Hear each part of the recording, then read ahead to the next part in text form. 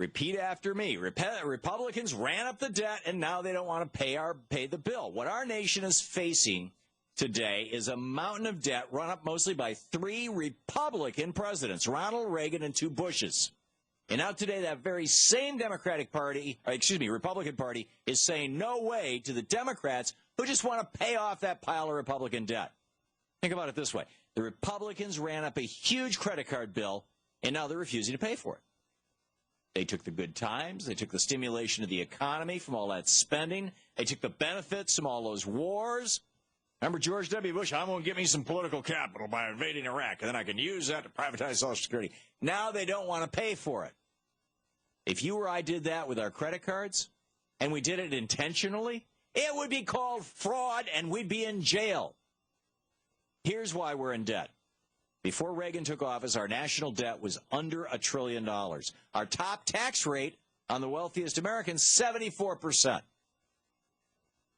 And it had been under $1 trillion ever since the George Washington administration.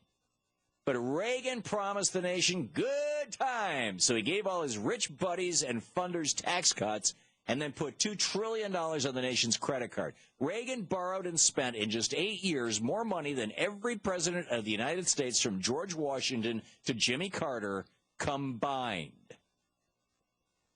And now the Republicans don't want to pay the bill for Reagan's debt because the bill has come due. No, we're not going to pay that. We want you to cut Social Security to pay it. Then George Herbert Walker Bush came along and kept running up the nation's credit cards. So by the time he left office 4 years later, he'd added another $1.5 trillion to the credit card bill. And today the Republicans don't want to pay off Herbert Walker's debt either. That's 2 Republican presidents in a row, blowing up our national debt from just under $1 trillion to over $4.3 trillion in just 12 years. And the Republicans don't want to pay off that debt unless they can kill Social Security in the process. Then Bill Clinton came into office, raised taxes on the rich, slowed down the growing national debt, and even though he added on another $1 trillion to the national debt by the time he left office in 2001, he had our nation running a budget surplus. And we were poised to pay off our entire national debt, all that money that Ronald Reagan and Herbert Walker had put on the credit card in just 10 years by 2010. Had Al Gore got elected, we would have no debt right now. Actually, Al Gore was elected. So here we have 2 Republicans, Reagan and Bush Sr., running up a huge debt, and a Democrat, Bill Clinton, figuring out a way to pay it off. Then George W. Bush gallops into town. And like Reagan, Bush promises his billionaire funders and his family friends, his multimillionaire family friends, people like him, that he's going to cut taxes again for them. And to give himself a shoo-in victory in 2004, he started 2 wars. And he paid for all that stuff the same way Reagan paid for it and the same way Herbert Bush had paid for it by putting it on the national credit card. It took Bush 1 year to turn Bill Clinton's budget surplus into a budget deficit. So after 8 years in the White House, George W. Bush took the $5.7 trillion debt he inherited from mostly Reagan and his dad and turned it into a $10.4 trillion heap of debt to hand over to President Obama with a nice little bonus gift of a Republican Great Depression. In total, George W. Bush added $4.5 trillion to the national debt. And Republicans don't want to pay off Bush's credit card bill either. So while Bush was piling on the debt, by the way, Republicans in Congress had no problem raising the credit limit, the debt ceiling. It's like calling up your credit card company. Right now my debt limit's only $5,000. Can you raise that to $10,000? Republicans did that 7 times while George Bush was president, raised the debt ceiling. In all, by the time President Obama took office in 2009, Reaganomics had jacked our national debt up by nearly $9 trillion, and nearly $8 trillion of that debt was courtesy of 3 Republican presidents. And this is what the so-called debt limit debate today is all about. This debate is not about out-of-control spending.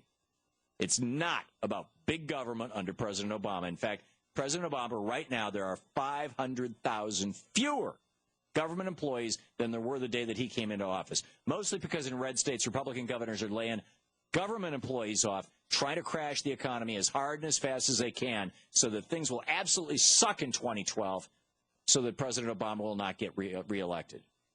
What this is really all about is Republicans not wanting to pay the bills their own guys ran up unless they get some goodies. Imagine what would happen if you ran up a huge credit card bill and then called up Citibank and said, I'm only going to pay you if you give me something I want. How do you think the police would take your offer to pay off your credit card bill only if the bank sent you and a dozen friends on an all-expenses-paid trip to Disneyland? But when Republicans ran up a $9 trillion debt, and now they don't want to pay it unless they get their wish list, have you noticed that the corporate media doesn't even mention how it all came about? Not a word about it. This is a crime. And if Republicans really are willing to crash our economy, and they're, take a look, they're doing it just to avoid paying off the bills run up by their own presidents, they should be charged with financial fraud and thrown in prison. And frankly, I think if the American people realized it in these very simple terms, they ran up this huge credit card bill, and now they don't want to pay it unless the rest of us agree to give up Social Security. If the American people realize this, now the media is going to do everything it can to make sure that we don't realize this, because then the elections in 2012 would be easy. The Democrats would win overwhelmingly. You wouldn't have a horse race. The media wouldn't have millions and millions of advertising dollars. It just wouldn't be profitable for them. But anyhow, if the American people did realize it, the Republicans would never again be allowed to handle the nation's finances again. And to those Democrats who are too timid to call this theft from all of us what it is, intentional fraud, not just intentional fraud, it even had a name. It had a logo. It was called Starve the Beast. That's what Reagan called the strategy. Those timid Democrats who won't stand up and say, this debt belongs to Ronald Reagan, Herbert Bush, and G.W. Bush. And now their Republicans in Congress don't want to pay it. Those timid Democrats who are afraid to say that out loud, they deserve whatever the voters give them.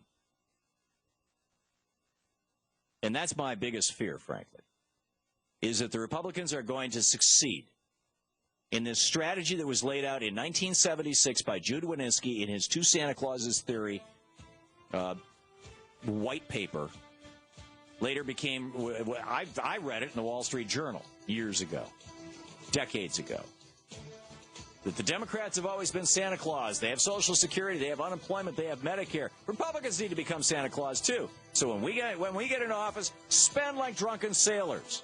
And then when the Democrats come into office, scream about the debt that the Republicans ran up. That's what they're doing.